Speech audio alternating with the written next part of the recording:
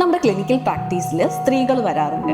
അവർക്ക് മുടി കൊഴിച്ചിൽ, ദേഹവേദന, എപ്പോഴും ക്ഷീണം, തളർച്ച, നെഞ്ചിടിപ്പ്, കിതപ്പ്. ഇതെന്തുകൊണ്ടാണ് ഇങ്ങനെ വരുന്നത്? പലപ്പോഴും പല കാരണങ്ങൾ കൊണ്ട് വരും. ചിലപ്പോൾ അത് സ്ട്രെസ് റിലേറ്റഡ് ആയിട്ടുള്ള പാനിക് അറ്റാക്ക് പോലെ വരെ കാണാറുണ്ട്. ഇത് മിക്കവാറും അവരുടെ ഉണ്ടാകുന്ന അനീമിയ എന്ന് പറയുന്ന ഒരു രോഗത്തിന്റെ ലക്ഷണമായിട്ടാണ് കാണാറുണ്ട്. അത് പ്രത്യേകിച്ച് iron deficiency anaemia. Iron supplement കഴിച്ചിട്ടും ഹീമോഗ്ലോബിന്റെ ലെവൽ കൂടാതെ വരാറുണ്ട്. അതെന്തുകൊണ്ടാണെന്നാണ് നമ്മൾ ഇന്ന് ഡിസ്കസ് ചെയ്യുന്നത്. ഈ പ്രശ്നം ഉണ്ടാകുന്നത് അയൺ അബ്സോർപ്ഷന്റെ ബുദ്ധിമുട്ട് കൊണ്ടാണ്.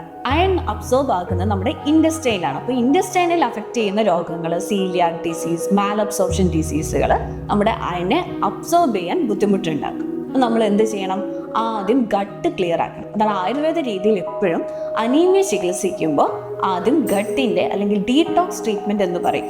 നമ്മളുടെ അഗ്നി, ഡൈജസ്റ്റീവ് ഫയർ ഇത് റെഡിയാക്കിയതിന് ശേഷം മാത്രമേ നമ്മൾ അയൺ റിച്ച് ആയിട്ടുള്ള ആഹാരങ്ങൾ, അതായത് അയൺ റിച്ച് എന്ന് പറയുമ്പോൾ നോൺ വെജിറ്റേറിയൻ ഫുഡിലും അയണുണ്ട്.